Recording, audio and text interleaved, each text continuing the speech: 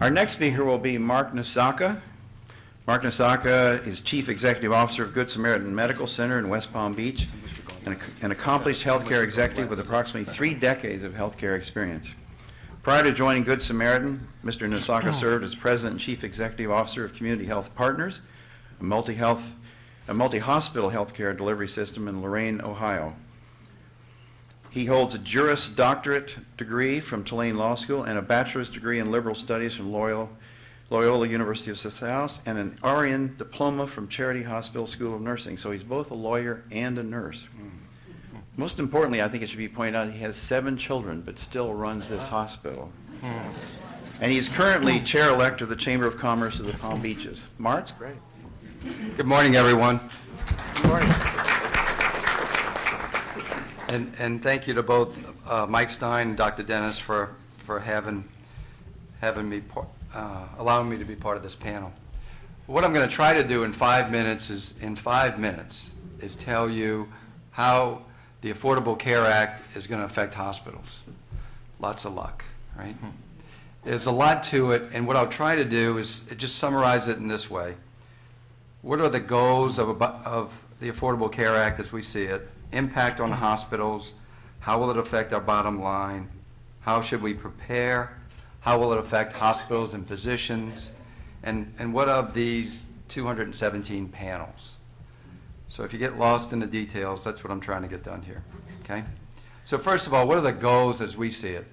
The goals are to increase coverage to all Americans for healthcare services, either through Medicaid or through the state or federal-based exchanges, to reduce costs, to cut waste out of the system, eliminate fraud, incentivize people to provide higher quality, and thereby reduce cost for all, and ultimately to improve quality to each recipient of health care. Now, how will this affect hospitals? You know, one of the things I would ask you to remember is this. Anytime the government wants to cut costs in health care, it reduces payments to hospitals. And we become the rationers of care, if you will. You'll never see a politician get up and say, we're going to ration health care. But you will see him say, we're going to reduce payments to doctors and hospitals.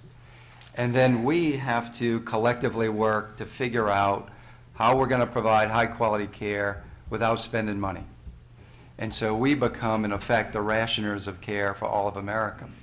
And so that's what's happening here. What are hospitals in a nutshell? We're institutions, obviously, to provide care, and we invest in brick and mortar buildings, facilities. We invest in technologies, whether it's Da Vinci robots or electronic health records, and we invest in people, whether it's doctors, nurses, or other folks. So when you think about what hospitals do, that's how we invest our money to provide health care. So how will this affect us? Well, firstly, if we're going to have a contraction in what gets paid to hospitals for care, we're going to have to contract in what we pay out and invest in these other systems. Now, where we're investing today is we're investing in the electronic health records. We're investing millions in data systems that will allow us to keep track of patients, to keep track of conditions, to monitor care more fully. So over the last 10 years, you've seen hospitals that have had sort of a building boom, building new facilities. Now what you see is hospitals slowing that down and engaging in things you can't see, which is the digital hospitals, electronic health records, et cetera. We're doing that today, and so even before we get into the period of Obamacare, we're spending money to get ready. So this thing is already costing us money that doesn't equate to new care today. It's preparation for next year and beyond. What we are going to see is the uninsured get insurance. And so for that percentage of care that the doctors and the hospital provide for free, because by law, if somebody comes to the hospital and they have a life-threatening condition, we have to take care of them for free. Now, I think we all would agree that that's a good thing, right? Anybody who's got a life-threatening condition, shows up at a hospital, you're going to get care. The problem is the hospital has to find a way to pay for it, and the doctor has to give up his or her time to take care of that patient, whether they get paid or not. So basically, we become the free part of the system. So in that light, we're not going to be the free part anymore. All of those people will get insurance, and we'll get some payment for that. Now, I'd say to you, it's probably going to go the way of the airline industry. If you will remember, we used to get on planes, and we got a meal on a tray, and we got wings for the kids, we got a deck of cards, right? We got lots of things. People dressed up in neckties and jackets because they were going on a plane. Now they wear pajamas, and you got to pay $3.50 for a Coke. So, you know, healthcare is probably going to go that way over time, unfortunately, and this is going to accelerate the two-tiered system, but let's not jump 10 years from now. Let's just deal with now first. And that is that the uninsured will get insurance. And if I had to say the best thing for every American is this: there's going to be greater focus on quality, measuring quality, which is why we need these electronic systems. Every aspect of your care, we're measuring it today, whether you know it or not. How long it takes you to get a certain service, how did you respond to that service, what's your outcome when you go to get discharged. We're measuring that today, but the government is going to start paying us based on how well you are at the time you get discharged from the hospital. The other thing the government's going to do, it's going to take back money if, and I say you collectively, let's just say us, if one of us goes back to the hospital within 30 days, whether it's to Good Samaritan or it's to any other hospital, if that person's been in the hospital within 30 days and they get admitted for a different condition, the government's going to take back the money they paid from the first hospital, whether it's our fault or not. So, as I like to say, it's kind of biblical. The right hand giveth and the left hand taketh away, right? And that's what's going to happen. We're going to have increased funding for the uninsured. We're going to have increased funding for better quality, but we're going to also have takeaways for things that are beyond our control. And at the end of the day, society, the government is going to expect the hospitals to figure out a way to ration care to sustain the system for everyone. Now, how will that affect our bottom line? As I just said, we'll get payments, but we're going to have to figure out how to drive cost out of the systems to maintain the margins so we can preserve the institutions. So as reimbursements decline, which will probably happen over time, because if you think about it, you know, in the run-up to the presidential election, there was talk about, did the government take $800 billion out of Medicare? And in fact, the government did take $800 billion out of Medicare. And one of the ways they did it was, if you go back to January 1st of 2012, if you were a woman with an oncologic cancer, GYN cancer, those people used to get admitted for surgery and stay a full admission, 3 or 4 days. With the stroke of a pen, those people now get admitted for something we call observation status, which is, it's an outpatient procedure that lets the patient stay in the hospital for a whole day. And the government basically cut the payment by probably 2/3 overnight.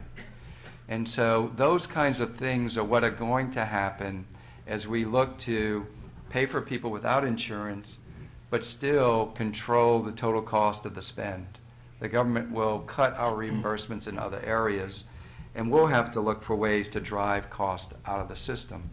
One of the ways they're going to help us is we're going to measure patient satisfaction and other what we call core measures, quality indicators, that the government will either pay us 2 or 3% of what they pay us today by achieving those quality metrics, or the government will take away 1 to 3% because we didn't score as well as other hospitals. So that's how they'll incentivize us to make quality uniform throughout all the institutions. But in terms of how they're really going to pay us, stay tuned. Nobody knows until we get to that fiscal year, and the government then decides how we're going to pay for it this year, okay? So now, how can we prepare? We can expect upfront costs. We need to reduce costs from the system to preserve our margins. We're going to track hospital performance in every way imaginable.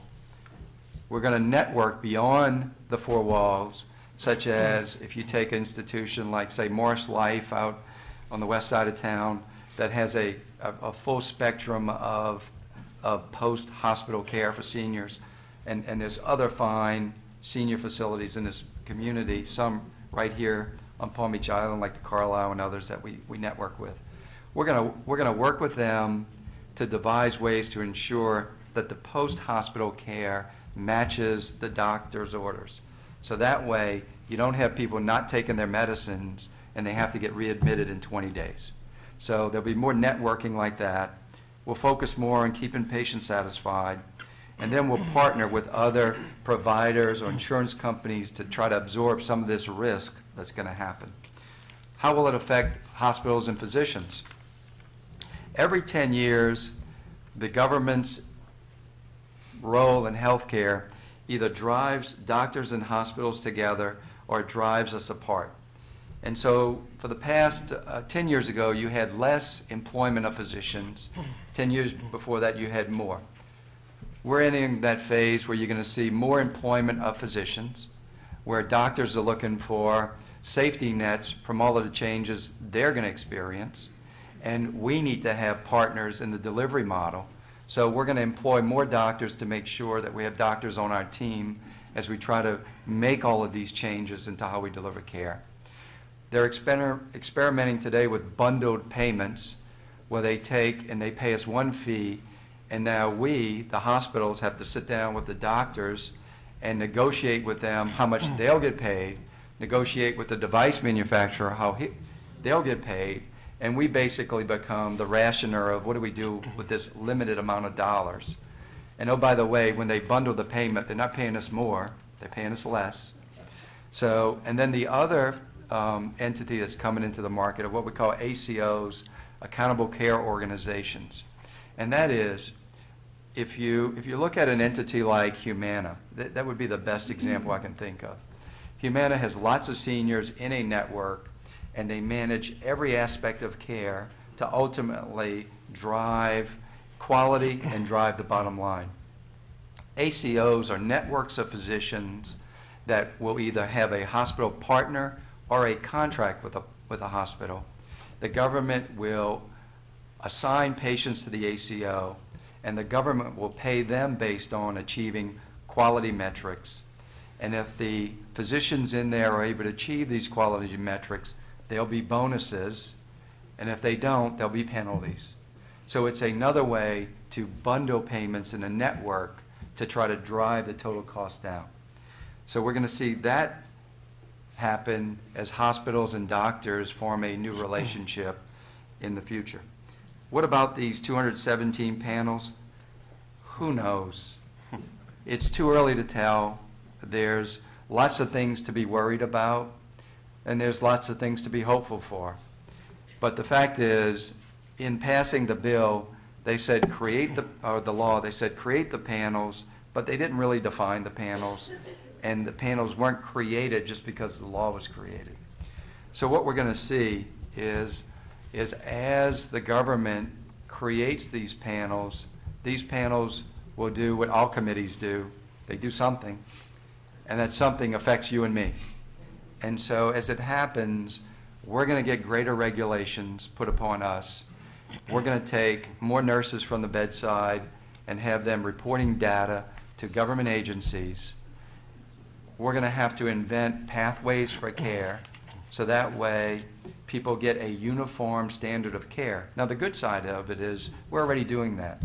And it's evidence, it's been research studies that have told us if you have chest pains, when you come to the emergency room, we give you aspirin right away, right? There's things like that that we're going to do for everyone that are going to ensure standard ways of providing care. And that way, we're giving you the best care we know how to give you. So that's going to happen as we deal with the creation of these panels and the work they do. So with that said, sorry if I went over, Dr. Dennis, but thank you, and look forward to the question and answer.